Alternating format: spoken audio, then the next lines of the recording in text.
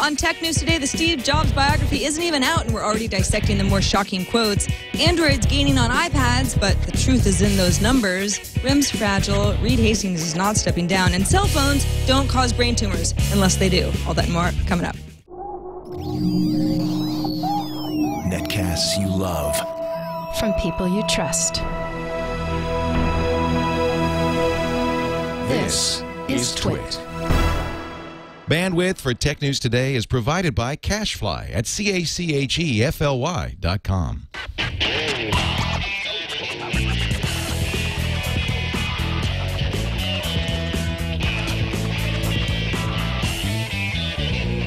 This is Tech News Today for Friday, October 21st, 2011. This episode of Tech News Today is brought to you by Fruit Flies and by Ford, featuring Wi-Fi connectivity with available sync and My Ford Touch. Now your car can be a Wi-Fi hotspot. Check it out in the new 2012 Ford Focus and at Ford.com/technology. And by Vast Conference, the ultimate in professionalism, clarity, and flexibility for your conference calls, all at a low price. For 2 Vast Conference calls free with no commitment, go to vastconference.com and use promo code TNT. Welcome to Tech News Today. I'm Sarah Lane. I'm Iyaz Akhtar. I'm Darren Kitchen. I'm Jason Howell. And this is the show where we kick around today's tech news and try to make sense of it all. And we'll be swatting fruit with flies all of you all day while we swat fruit flies. Yeah, why don't you go ahead and get some fruit flies and swat with us? Yes. Wouldn't that be nice? You can feel like you're part of the group. Of course, Tom Merritt is out at BlizzCon. He'll be back on Monday, so we're holding down Liquid Friday in his absence. We're doing the horrible, We're trying to hold down Liquid Friday. Wow, you know, You're there's the one already with actually a fruit fly in my wine. What a great reason not to drink it, because it wasn't very good. Well, there you have it. It's a spectacular Friday. So, it sure is, Iyaz. It's going up to a good start. So let's talk about Steve Jobs. All right. Okay. All right, but hear me out. I know that we've talked at quite a bit of length on TWiT about Steve Jobs, and a lot of people are already sort of wanting to move on. However, there's the Steve Jobs biography that was originally going to be released in, I think it was early 2012. Then it got moved up to November. Then it got moved up to Monday, October 24th. However, a variety of publications, New York Times, Gizmodo, Mashable. A whole bunch of them got some advanced copies. Yeah, ended up getting advanced copies and basically printing everything that they thought were the best quotes. It's almost like watching all the best scenes from a movie as a trailer and then deciding if you still even want to see the movie. You feel like it's one of those trailers, though, where you see it and you're like, oh, well, now I don't have to see the movie because I saw the whole thing in the trailer. A little bit. I don't know about you guys. I'm part of me doesn't even want to read any of the stuff. I mean, we kind of have to for the purposes of this show, but I'm looking forward to reading the book, and so I don't really like to feel like I'm reading it out of order and not getting a lot of the context. But so if for any reason you are planning to read the book, you don't want to hear about anything that's in the book, you might want to cover your ears for the next couple of minutes because we're going to talk about something. We're only going to be focusing on the tech stuff. There's a lot of other quotes out there. We're not going to be talking about fathers and presidents and stuff like personal stuff. Exactly. It's a book about Steve Jobs' life. We are concerned with the parts of the book that concern how Steve Jobs felt about Android, for example. Oh, yeah. Really didn't like Android very much. According to the author, Jobs supposedly proclaimed, I will spend my last dying breaths if I need to, and I will spend every penny of Apple's $40 billion in the bank to right the wrong. I'm going to destroy Android because it's a stolen product. I'm willing to go thermonuclear war on this. And then Joshua said, would you like to play a game? Now, remember that Eric Schmidt was on Apple's board until he wasn't, in his own words. I was on the board until I couldn't be on the board anymore. And we always sort of wondered, well, it was probably Android related. But apparently at some point, Schmidt had come to Jobs and said, listen, can we figure out some sort of like a cross-licensing thing? You know, we could pay you, some sort of like upwards of $5 billion. And Jobs said, I don't want your money. If you offer me $5 billion, I won't want it. I've got plenty of money. I want you to stop using RD as an Android. That's all I want. Of course, Android has not stopped, at least as far as Steve Jobs is concerned. So, he didn't get what he wanted, at least at the time. On Bill Gates. That pains me to read, too. I'm just, to think that going into your final days, like still holding on to that negative energy, it just, I can't imagine just doing that. Well, but you have to remember what the kind of person we're talking about, too. The amount of passion in Steve Jobs when it comes to anything about changing the world. And if you're going to go out there and, reinvent the phone, right? That's what they were saying they did. And the thing is, before 2007, think about phones. Even the Trio existed, but not like fruit flies, not like the iPhone and everything subsequent to that. So, I mean, I could see why he'd be so passionate about that. On top of that, he's not a big fan of people stealing ideas. Bill Gates, here's a quote for that. Yeah, speaking of inventing things. Bill is basically unimaginative and has never invented anything, which is why I think he's more comfortable now in philanthropy than technology. That's from the HuffPo. And he's just shamelessly ripped off other people's ideas, which is kind of strange if you think about it, because Mac OS 10, I mean, Mac OS was based on Xerox PARC. You know, it's not like Apple wasn't reinventing. I mean, they didn't invent the phone. They reinvented it, right? They took a whole bunch of ideas and tried to perfect it. To say, you know, Gates stole things. I think these two quotes about Android and Gates is, if you worked with Steve Jobs and you worked on an idea and you saw it together, it's these people he got very upset about. Not necessarily like a third party, oh yeah, they're doing something outside, they saw it later on. But these guys, he worked with Gates in the past, he's worked with Schmidt, and that's probably why he felt a sense of, I would imagine, personal betrayal. Yeah, the Gates quote in particular strikes me as they had some beef, and so he's just going after his character. I mean, Bill Gates, I don't think anybody can deny, has been extremely successful, and especially in the world of philanthropy, but also, you know, as far as Windows is concerned. The Eric Schmidt situation is a little bit different because this is actually an ongoing battle between Apple and Android right now. All sorts of lawsuits, patent wars. I mean, we talk about this on a daily basis. So kind of remains to be seen how things will go from there. And you might think, well, if Schmidt was interested in Apple agreeing to some sort of licensing agreement between iOS and Android, and Jobs would never do it, well, then you'd think no one at Apple should ever do it either, because that would be going against the legacy of Jobs and what he would have wanted. However, Al Gore has gone on record as saying that Jobs used to talk about how after Walt Disney died, that company always got in trouble about asking, what would Walt do in this situation? Jobs said, he made it very clear, I don't want that at Apple. I don't want Tim Cook and everyone else to ask what I would have done. Follow your own advice. That's why I put you guys in charge after me. That makes it sound like there could theoretically be a peace between Apple and Android, cross-licensing agreements, all that kind of stuff. Just because Steve Jobs didn't want something for Apple, he made it a personal thing. But if his words were to his team, if I'm not here, don't worry about what I would do. Just, you know, move on with that vision. And the other thing is, a lot of these people are probably going to have similar visions anyway, since he surrounded himself with people that thought like him. Exactly. Like, who's to say Tim Cook doesn't hate Eric Schmidt too? And we're not just going to get a nice licensing agreement just because other people are making decisions. Also, on the subject of apps, of course, ubiquitous to iOS, turns out Jobs at first quashed the discussion of apps on the iPhone entirely, partly because he felt like the team didn't even have the bandwidth to figure out all the complexities that would be involved in policing third-party app developers, which, of course, as we all know, is a really big job and sometimes very messy.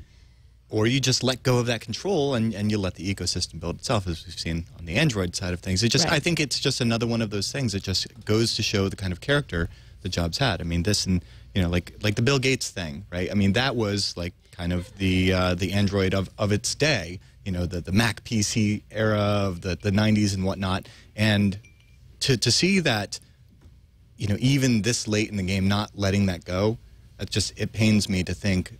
But then that is the struggle that that person has, you know, gone through to bring that level of commitment to his company. And back to the whole apps thing. It's funny because how many stories have we seen about Apple going backwards on their app policies? And it was like not the first of its kind. There are models for app stores before the Apple App Store, but these guys had a set of rules that they didn't quite understand either. People kept submitting applications. You're rejected for this reason. We're rejecting you. We're not telling you why. And so I guess he was right about this. They didn't know what they were doing. I mean, this is not what Apple would do. There's a fundamental flaw in the whole logic of the Apple Apps system anyway. So, I mean, it was obvious that they knew what they were doing. It was almost like a utopian thing. And there's exceptions that kept coming up that Apple had to deal with. So sometimes people like us would say, you guys didn't really think this through. I think they probably thought it through as long as they could, and then had to just figure that they needed to deal with third party. All right, enough about the Steve Jobs biography. You can take your fingers out of your ears now, because we're going to talk about RIM. RIM's been having, well, a tough summer. Let's just call call it what it is. Enterprise Management Associates conducted a study that showed 30% of large-scale, that's enterprise BlackBerry users. Those are the hardcore users, the users that would have a harder time switching just because they wanted to, say they're not going to buy a BlackBerry again. 60% of small business workers are saying the same thing. In total, 84% cite that they're dissatisfied with the BlackBerry OS as a reason for switching. Now, here's the interesting thing. You say, okay, well, they had a bad week last week. They had an outage. This study was conducted before BlackBerry's outage last week. So you can imagine anybody, especially in that larger enterprise sector, saying, well, at least BlackBerry is reliable. You know, the servers stay up. We're secure. That sort of thing. I wonder how many of them have changed their tune. Well, don't you think that they're changing their tune now that BlackBerry RIM has come out and said that they're promising over $100 worth of previously premium titles to be given away for free through the BlackBerry app world, and if you're an enterprise, you get a free month of technical support to fix all those bugs in the system that they created that you can't implement properly with your exchange, and nobody's happy. Yeah, see, I don't feel like that's good enough. I know You sold exactly it really well, too. I'm trying to sell here. Iyaz, what if RIM said something different? Forget about the $100 of apps. What if they said, we haven't reviewed, this is actually a statement, we haven't reviewed Enterprise Management Associates' latest survey, but we would be interested in finding out if the customers surveyed have upgraded to RIM's new lineup of BlackBerry 7 smartphones. So the idea is, if they aren't happy with the old phones, you should try our new ones. So that's the answer. New BlackBerry phones for those who hate their BlackBerry phones. Well, of course, RIM announced, 5 new models over the summer, the BlackBerry Curve, new BlackBerry Bold. But this is RIM's, I mean, it's like they're missing the point entirely. You're not happy with RIM, you should see our new line of smartphones. They're great. Yeah, if you thought our old crap was crap, try our new crap. Well, then they've also got that very exciting new OS, BBX. That's right. Is that the one that's that does all the internet kind of programming and it's got like all this enterprise database management stuff? Yeah, it's got that fun, what was it, the BlackBerry branch, the Jam Zone thing? The Jam Zone BlackBerry. Is that what you're talking about? The Briar. Yes. So here's the problem with BBX is that apparently they either didn't look into it or didn't decide that a company called Basis International, which is from Albuquerque, New Mexico, having the trademark to the name BBX was important. Well, we've seen this before. With phones, actually. I mean, the iPhone was the iPhone. Right. Linksys owned the trademark to that. I mean, RIM said, I think the response was, we haven't received a legal complaint, so we're not worried. It's like, that's not the That's different from Jobs' response, which was like, tough, we're using it. Like, we'll get it. I mean, odds are this company is either, the company that already has a trademark, Basis International, is going to get some money from RIM. Well, RIM has also said, we just don't think that anybody's going to have a problem discerning between our software and their software. But, okay, so this company, Basis International, has had the patent, or the trademark, rather, since 2006 in the field of computer programs and associated documentation, providing tools and programming language to enable software developers to create and prepare business, internet, and application software. Okay, obviously 2 different companies, but on paper, I could see there possibly being some confusion. The only place that I see the confusion is when you get into the actual like BlackBerry enterprise server stuff, whereas these guys, Basis International, seem to do a lot of systems administration and database tools and things of that nature. So 16% of users are happy with their BlackBerry to round out this Enterprise Management Associates study. Okay, that seems pretty low compared to 44% of iPhone users. So we're never going to get 98% of people are happy with their smartphones. I mean, that's not really the way that things work because everybody's got a gripe. But 16% is pretty low, and considering their bad week last week, it just seems to be another nail in the rim of the. Yeah. Don't worry, HP will buy them one day. I don't want to say the word. Maybe HP will buy them one day and then spin them out and then. No, you might as well just put them on death watch already. RIM on death watch. Come on, RIM. Well, who knows? Those new BlackBerry models are going to sell like hotcakes. Especially since they says RIM with BlackBerry Jam, making developers excited about making BlackBerry Jam apps Zone. in the Jam Zone. Get into the Jam Zone. And they run Android apps, so that'll change things in the future, hopefully for them. Moving on to another company who's had kind of a tough summer, Netflix. A new article at the New York Times, like a Q&A article actually, between Reed Hastings, obviously CEO of Netflix, and the New York Times' Andrew Goldman. It was actually, Andrew Goldman was was playing hardball with him a little bit, asking some tough questions. Listen, you neglected to secure the Quickster Twitter handle. You faced all this backlash. What were you thinking? These sorts of questions. Reed Hastings saying, listen, we messed up. We need to do better going forward. We took some missteps this summer, and that's sort of what goes with the territory. I've been the founder of Netflix, running this thing for 12 years. We became profitable in 2002 with our DVD model. We had a head-to-head battle with Blockbuster. We came out of that. And one, bad 6 months or so, yeah, our stock price is down, but this is a blip in the radar of a much longer picture. And I'm not stepping down. It's been an extremely positive ride so far. And, he's basically saying people are overreacting. So do you think Reed Hastings sounds delusional in this interview? I mean, the interview's by Andrew Goldman. Goldman didn't mince words, using words like, seriously, what's the deal? Have you considered stepping down? You're trying to put HBO out of business, right? Like, I mean, he was asking very direct questions, and Hastings was relatively calm about this, at least it's just a print interview, so we don't know how angry he was when he was writing it, or if somebody else wrote it for him, or if it was a verbal interview. But he doesn't seem nuts to me. He doesn't seem like he's delusional. It's not like, RIM's co-CEOs who go out there and they seem like they're living on like some other planet. This guy's saying, look, I've been doing this for years. It might seem a little nuts what we did. We moved too fast. Because, I mean, a lot of companies sometimes will draw a line in the sand and will basically say, look, we're going to annoy you guys for about a year or two. Right. You're going to love us in a couple of years. There was a major company called, I think, Apple. They used to do that all the time. So for Netflix to do it, I mean, they seem to alienate a bunch of their users, but I don't think Hastings is crazy yet. Do you get a different impression, Darren? No, and I think, between actually, I think the oatmeal summed it up best, but this was pretty good. I do like the kind of questions that Golden's asking here about, hey, you're going to lose, Disney, your Star's, contract ends at the end of March. Like, what are my kids going to watch? And, the answer is pretty straightforward. Like, don't have anything to replace Buzz Lightyear.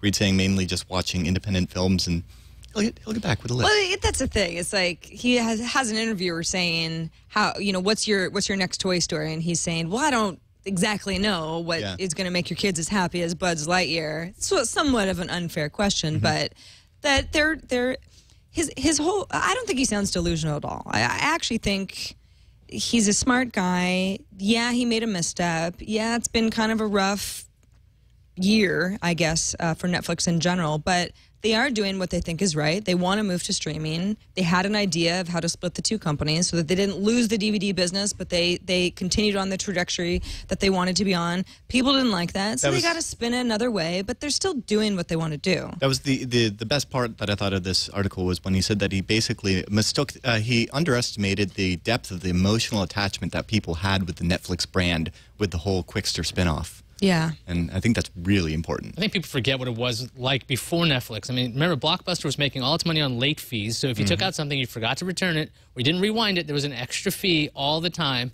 You took out one disc or tape for like a couple of days. I mean, there wasn't the subscription. This was Hastings thinking, what if I apply my gym membership kind of concept to DVD rentals, which nobody had done, which is even crazier. Like, you'd think somebody would have figured this out already.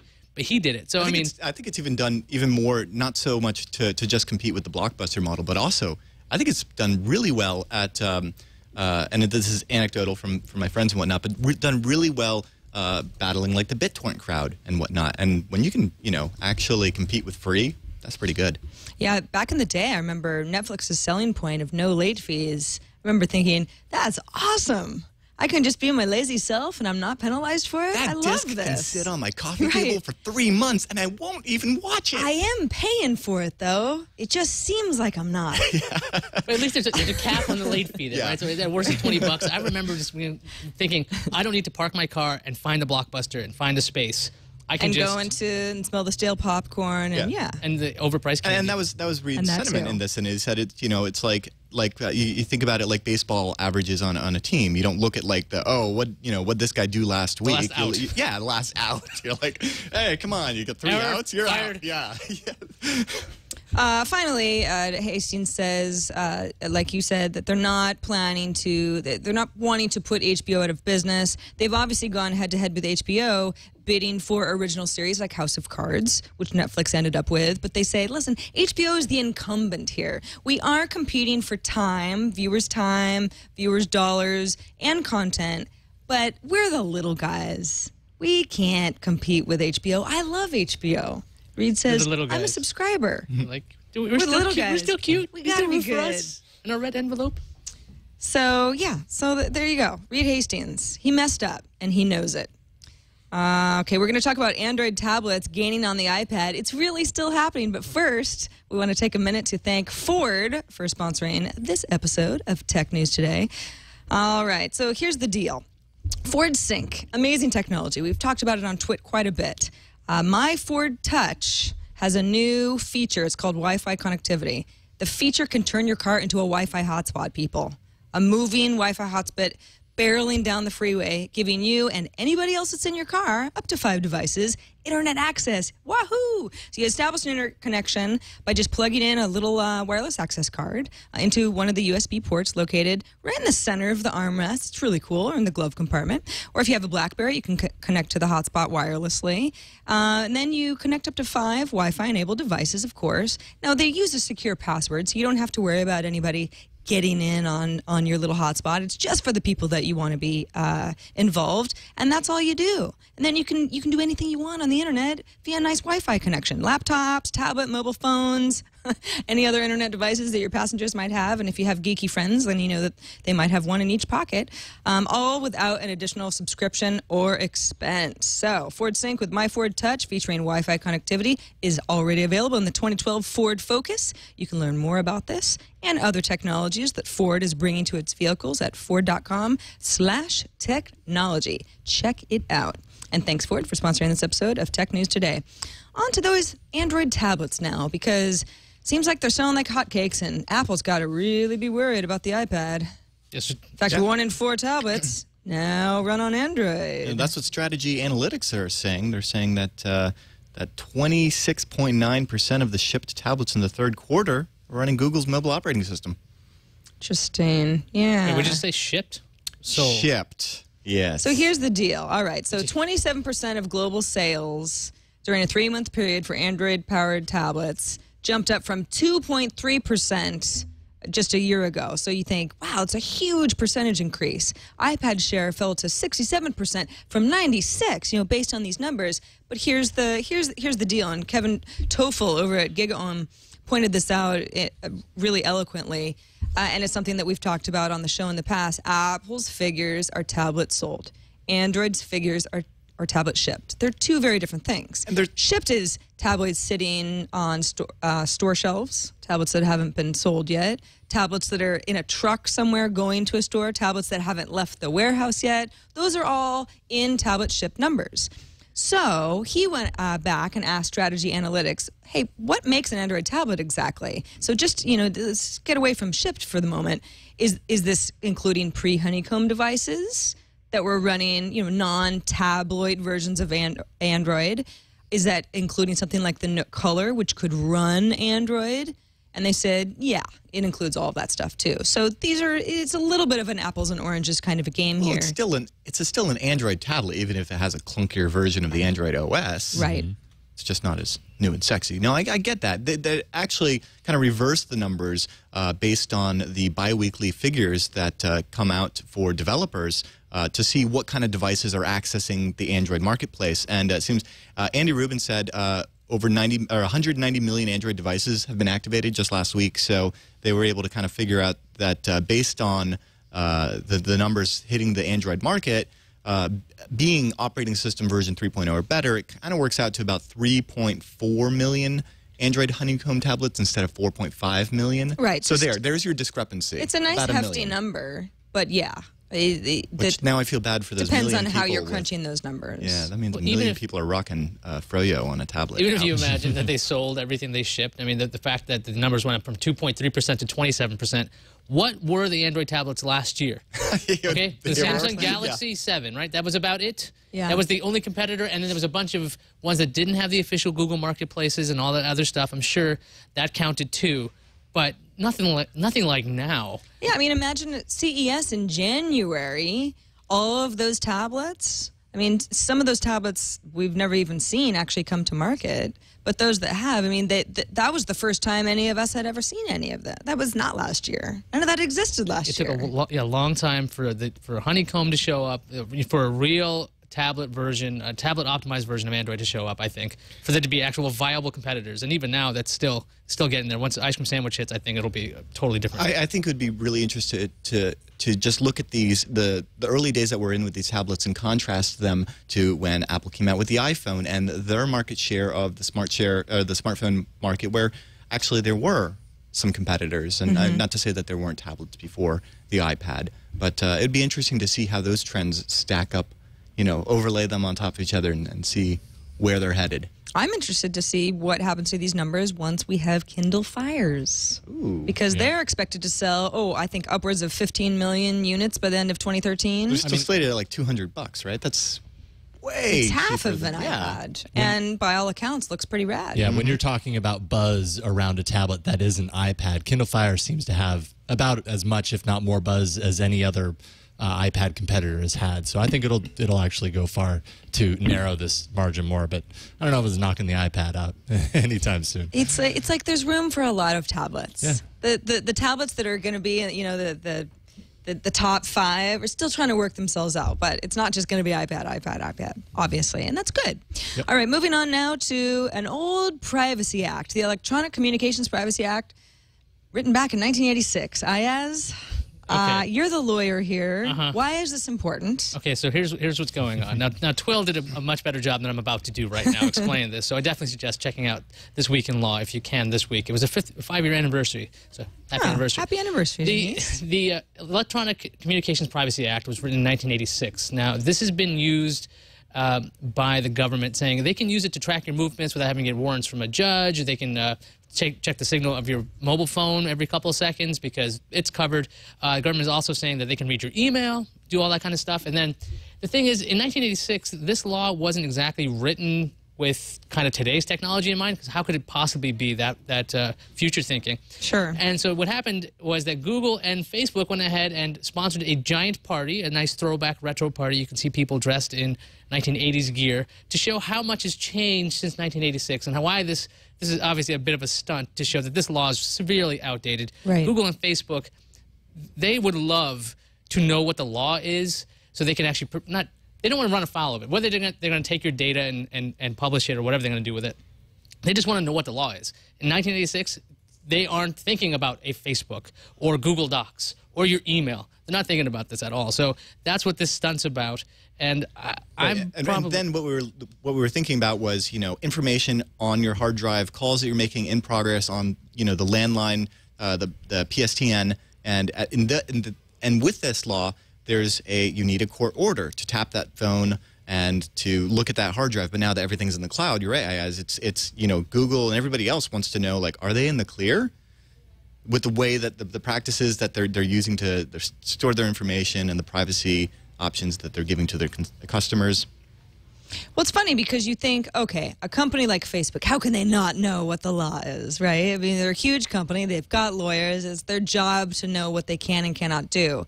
But it seems like working with politicians, there's where a lot of that murkiness comes from, because the people running the country half the time are like, all right, how does this law that was written in 1986 before we had any of these tools that we're using on a daily basis apply?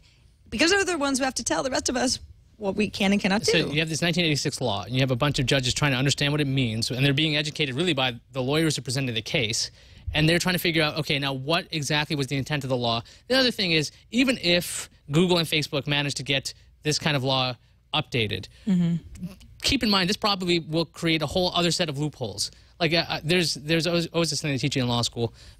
Take a look at the tax code, and it's like it's like 2 giant volumes, and there's 6 volumes of regulations. Take a look at the Constitution, the Bill of Rights. They have the same amount of cases litigated. I mean, it doesn't matter if you have a lot of regulations or very little, people are going to argue it anyway. So whether this is outdated, it is a bit outdated. It needs a bit of today's lingo in there so these companies can figure out what's going on. Right. The Justice Department argues that the Fourth Amendment warrant requirement doesn't apply to data that's stored online versus your local machine.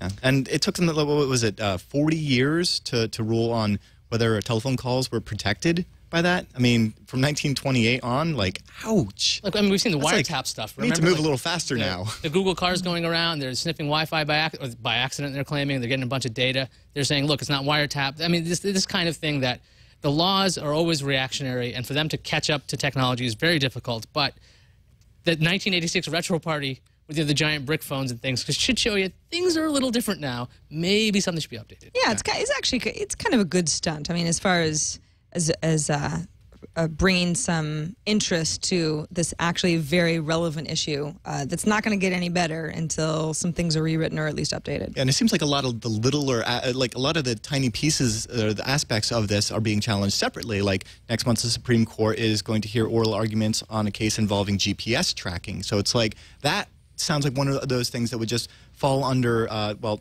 you know, the proposed update to this, and then that's why, you know, those companies we've mentioned have founded the Digital Due Process Coalition. So that's where you should probably head over to check out all the latest on that. Shall we talk about a less controversial thing about maybe cell phones causing... Oh, actually, I probably wanted to... I did want to point out real quick, before we move on from this, I do want to point out that there's a great paper that came out on the 24th of June, and it's titled... private editing using untrusted cloud services. And if you go over to mightbeevil.com/securedocs, you'll find some Firefox plugin that you can use. They'll actually allow you to store encrypted documents in Google Docs, which is pretty cool. So that's something that until, you know, so just in case we have to wait 40 years for some legislation to be passed, you can at least start using, you know, encryption on those cloud services and have some sort of protection. Excellent. That's great. Good tip. Thanks. All right. Yeah. So, so something just really non-controversial. Yeah, not controversial at all. Cell phones I love causing brain tumor issues, cancer. What is it this month? At least we're all in agreement. It's yes this month, right? Wait, well, yes, actually, as it's in no. this Oh, it's no this month. Okay. Yeah, it's, this is we always go over, we always cover every study that talks about this because it's obviously a very hot topic. Everyone cares whether or not cell phones cause brain tumors. We just don't know for certain yet. So here's the latest study. It was led by the Institute of Cancer Epidemiology. It's a big word for me. In Denmark. They looked at more than 350,000 folks who have mobile phones over an 18-year period. Not 18 months, not 5 years, 18 years. It was published in the British Medical Journal. Researchers concluded that users were at no greater risk than anyone else of developing brain cancer. So clearly that's case closed. It's done. It's finished. 350,000 people checked. 18 years. That should do it, right? No, not so much. Researchers in the UK, US, and Australia have said that the Denmark study was, quote, seriously flawed, and then naming, you know, little dents in this, like the fact that business users, you know, which supposedly can take, you know, to make 4 times as many phone calls as a regular human being, were not included in this study. So, and it was Deborah Davis at Cancer epidemiologist, can't say either. Sure. Yeah. And the president of Environmental Health Trust said millions must be followed for decades before there's a definitive answer. So this is what ends up happening is we conduct studies, we collectively conduct studies for a certain amount of time, and people say, okay, well, that's kind of the answer we wanted, but you didn't study anybody for long enough. And then it turns into 10 years. Now we've got 18 years. And it's true. We probably will have more definitive answers over 3 decades. Well, part of the problem but we just don't have that kind of data. Over the course of decades, though, the wireless technology that we use keeps changing. The stuff that we were using 18 years ago was using the, you know, TDMA protocol and like using like analog and higher wattage stuff. And now, you know, our phones are using like higher frequencies and a lower power. And it's just, you know, there's a lot of variables in place here, and I feel like, you know, there's a lot to be said on both sides, and I think that, yeah, I mean, to have something conclusive, we're definitely going to need way more research, but by that time, us and anybody listening will be long gone. Yeah, well, you make a good point, though, too, is that as technology changes, our risks may or may not be changing for better or for worse. So 18 years, maybe those first 5 years were the really crucial years. Yeah. We don't really know that yet. I mean, we're trying to figure that out. But I guess you can listen to the study that you like the best. Or use this as in an the excuse meantime, to just get rid of your cell phone, go all landline. Yeah. And telegrams. Just get off the grid. Yeah, you could move to, where's that place in West Virginia that everybody was moving to that was getting headaches? Where people are allergic to Wi-Fi. Wi-Fi sanctuary. Now, I wonder if those people have microwaves as well, because those are on the same 2.4 gigahertz ISM band. Oh, really? I do not believe that they do. Oh, because standing in front of the microwave is just like standing by your Linksys router. Right. And D-Link and everyone else. Just putting that out there. All right. Well, I don't think we're going to figure out this mess on this show. So let's move on to the news first.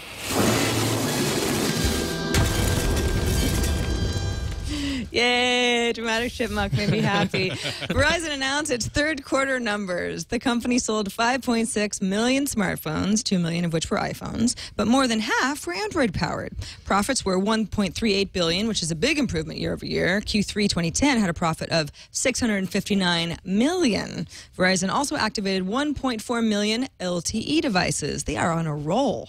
Groupon's IPO is coming, and it's going to be a little smaller than originally planned. The company will sell 30 million shares, which is less than 5% of the company, and hopes to raise as much as $540 million. Originally, they were trying to get $750 million. Groupon would be valued at somewhere between $10.1 billion and $11.4 billion if these numbers hold up. The Wall Street Journal says the IPO will be on November 4th, and the stock will be listed on the NASDAQ. See, it's a deal. They should Groupon it. Anyway, I intentionally did not write that terrible joke. well, I did, Iyaz. That's why you have me on Fridays. For the AT&T T-Mobile merger to go through, the entity actually might have to shed some of their assets. Bloomberg is reporting that Metro PCS is the forerunner to buy some of those assets, citing people familiar with the matter. Now, Metro PCS would likely pick up some wireless spectrum and some subscribers, but the full details of what could be a $4 billion deal aren't public.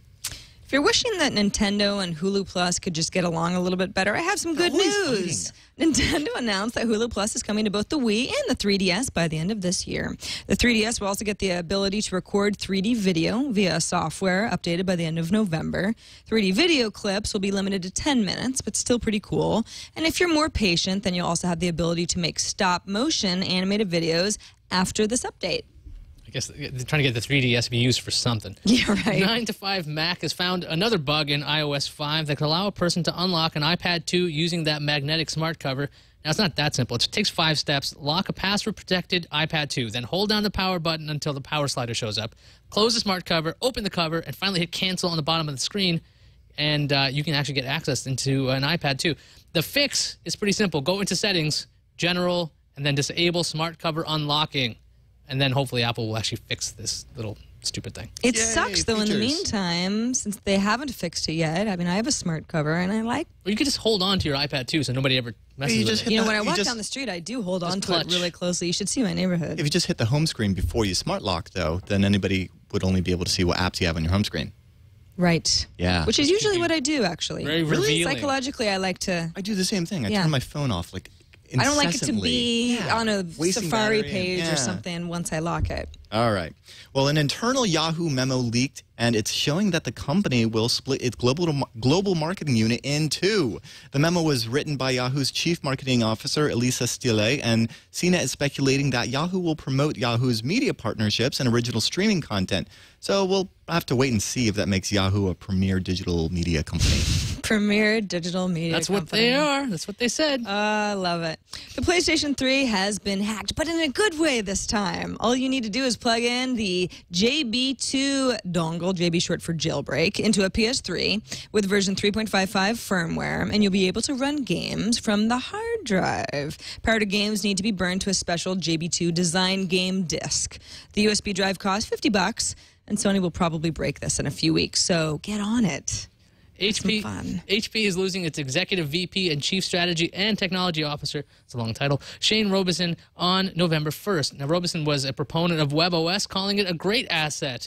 Now, HP did not name a successor for the position and confirmed in a press release that the position is actually being dissolved. So there's not going to be a chief strategy and technology officer at HP. It's such a good title, too. They don't need a chief strategy at all. No, they don't really need strategy. They're done with that. Yeah. You guys excited about the Kindle Fire? Well, Seems Yes. Amazon is announcing that there's going to be a new file format, the Kindle Format 8, which will include HTML5 and CSS3, allowing publishers to create graphically rich books. They've got like vector graphics and all sorts of good stuff, so you can have like comics and children's books come to life. What could possibly go wrong? HTML5 within the... Yeah, that's going to be fun. You're going to be writing some special books? I'm going to be writing some special books. I want to see what you do to this fire, Darren. Let's move on to something random. Randomizer. So you know that movie, The Avengers, that's got everybody all excited? Yes. There's a trailer out and everything. I'm psyched. Turns out some of the shots in the trailer, and we're not sure exactly which ones, were shot with an iPhone 4. The cinematographer. I don't want to say filmed because technically it's not actually shooting film. Oh, it's just we could have shooting this. Yeah, it's not even... recorded video, but it's in a film. Well, is it even recorded? Because they're not using records. Like, how did... Yeah, I don't know. Well, captured. then we're getting into... The video's that been it? captured. Hooray, That's right. etymology. Captured So Was that it? One of these clips was shot with an iPhone That one. 4. They It must don't be know that one. This is No, It is it that was, one. it was the jib shot. That one. Oh, it's You're gotta right, be it that probably one. was just the shot of the sky that they digitally put something into. the info's from the cinematographer of the movie, Seamus McGarvey. All right, so he's saying that some of the shots in the movie are iPhone 4, and some of them are in the trailer, and we can't figure out which one it is.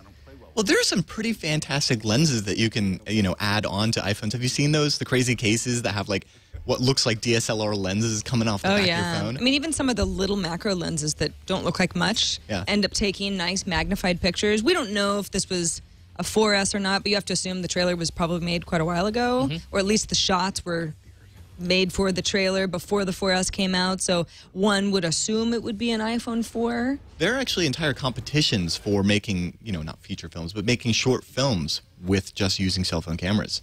And you'd be surprised what kind of they've been spectacular done. stuff people can do. It's interesting. Gizmodo had an article about this very thing and said, but wait, $220 million to make this movie. All they needed was an iPhone? Yeah, what are they doing with all that clearly- money? Well, That's clearly what they just took one iPhone and they shot the entire movie. an iPhone, a Red tricked Rock us. Micro, Pocketed a the rest. jib. Yeah. And Yeah, the they- lenses and That's what I want to see is like giant. There's probably one Rig. shot that we didn't even notice Yeah. that's like 2 frames long in the trailer. And the setup, was- the setup to it is like a person in a crowd with an iPhone going, "Whoa!" and then you see the iPhone footage. Exactly. There you go. All right. So if you want to watch the trailer for yourself and you feel like you know which shot was definitely that iPhone shot, let us know. Okay, before we get to the calendar, we want to thank Vast Conference for sponsoring this episode of TNT. So if you work in a small business, let's say Darren and I are just a little 2-person company. Sometimes we're just going to have to do conference calls. That's how it goes. If you're in a big company, it comes up even more. And that's why Vast Conference is a great solution, because we've got to do it. And you got to be professional. You need the connection to work. You've got to have a phone line that people can dial into that makes sense. Everybody gets connected. And sometimes on VoIP, there's delays, there's popping, people can't hear each other, and it's embarrassing if you want to be a professional and you have to, you're maybe dialing in clients, that sort of thing. That's what Vast is good at. They're professional, they're affordable, and they're advanced. So you can quickly connect 2 or more callers on the phone, and Vast does support up to 300 callers at once. So you really have your choice if you want it to be, a small, little intimate conversation or much less so. They give you both a regular dial-in number and a toll-free number. So you've got options. You can use these to set up calls at any time. Vast calls are nice and clear because they use fiber optic lines, high-end teleconferencing equipment. That's something that you just don't get from those other VoIP companies.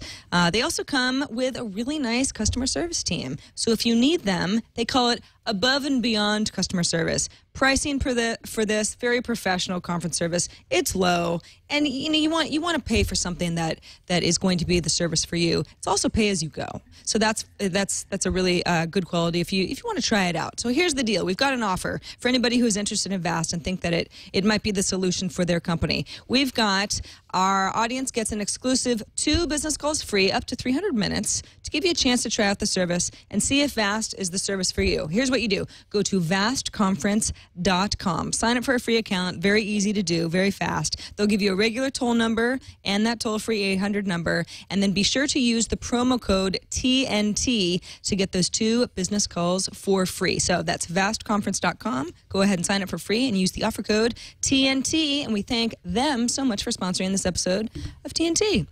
Moving on to the calendar now.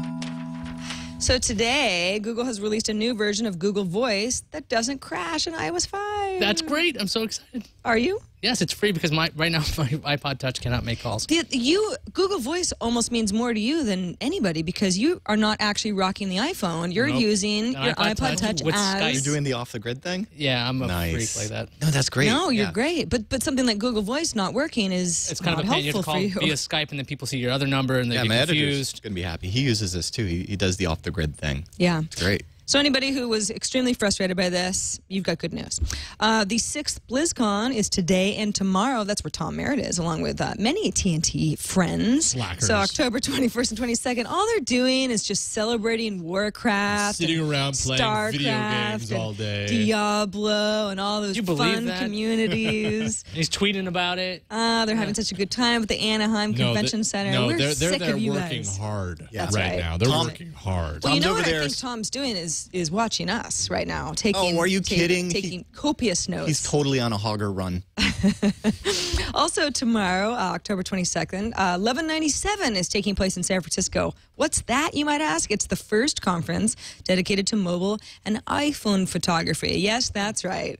iPhone photography has gotten its very own conference. I think they have about 250 folks or so registered to attend. So We need 1197. What's going on? 1197, November in 1997 was apparently the first camera phone photo that was documented. So that's the name of the I didn't conference. know that. Yeah, exactly.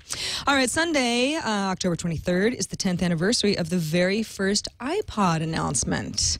So first-gen iPods were actually released on November 10th of that year, but they were actually announced on October 23rd, way back when. Happy 10th. iPod.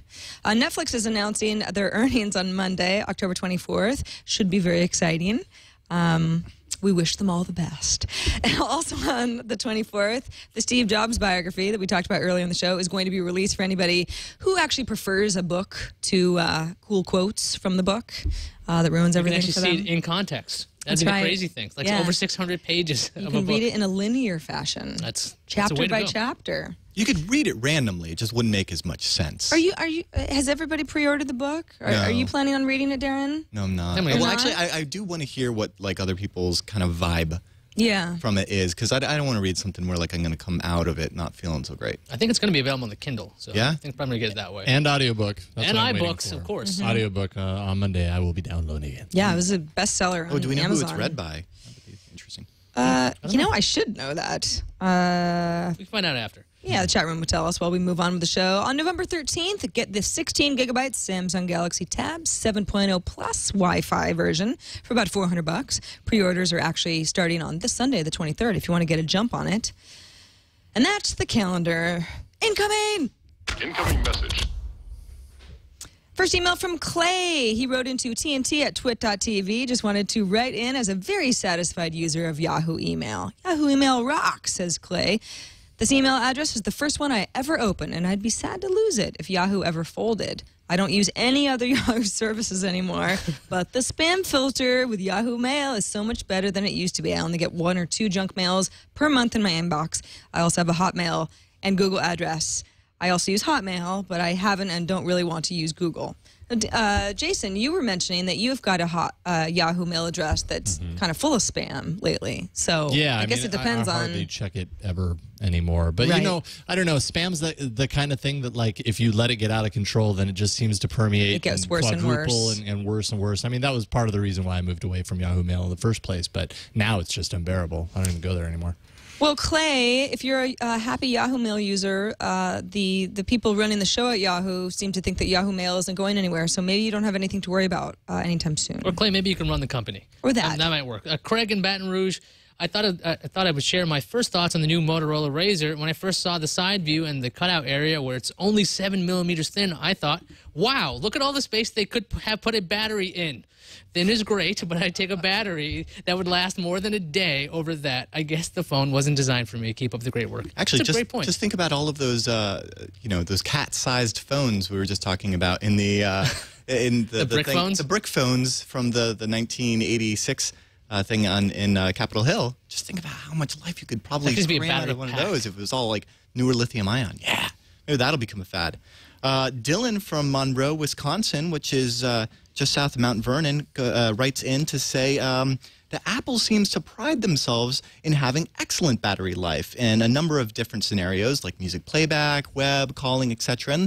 And last he heard, 4G, is very power hungry, and he wouldn't be surprised if Apple's working on squeezing out more battery life on the iPhone 5 and decreasing the power consumption while also ensuring that the 4G networks mature and become more reliable and more widespread. I think he's probably right. I mean, that's one of the huge selling points of the iPad, for example. The iPhone 4, certainly, when it came out, is that battery life is really solid. I think Andy Lees from Microsoft said something similar for Windows Phone. We're not going to do LTE until it's a little bit more efficient, because the last thing you need is another technology that's going to take your battery life and just destroy it. You can actually, like, on my 2 hours LTE, great. Right. Yeah, my Just Epic more 4G, hours. you turn on, you can actually watch as it decreases, like percentage by percentage. It's so great. That's the thing. Looking for network. It's the most simple part of the cell phone that's still the most important. Yeah, I If mean, you have to plug it in all the time, it's not that great. It's a landline. Yeah. Yeah. It does actually. It turns out the 4G speeds go to nil when the battery runs out. Who knew? And that's not helpful That's either. not. No. Dylan Barker is reading the Steve Jobs biography. Thank you, P. Pratic96 in the chat room. Thank you very much. And also, thanks to everybody who submitted stories to technewstoday.reddit.com. We help use these stories to figure out what we're going to include in our lineup. So you can either submit stories, or you can just go in and vote stuff up and down. So you can be part of our Reddit community. Either way, thanks to Taras, Capt Kipper, Pie Spud, Slob Junkie, Lazion, White Hot TX, and everybody else who submitted stories to our Reddit. It's a lot of fun. 2,975 Tech News Today readers. Let's get to 3,000 before Tom comes back on Monday, shall we? And thanks to Darren Kitchen for joining us, as always, on Fridays now. You're gonna love Hack 5 this week because we have a fire-breathing pony. That's all you need to know. Yeah, I'm You're there. I'm there, man. All right. All right, thanks everybody for joining us. Monday, we've got Harry McCracken on the show. Of course, you can always call us, 260-TNT-SHOW, or email us at tnt@twit.tv. I think Tech News Today works as well. Very See funny. everybody. Happy Liquid Friday. Video voicemails would be appreciated. I want a pony.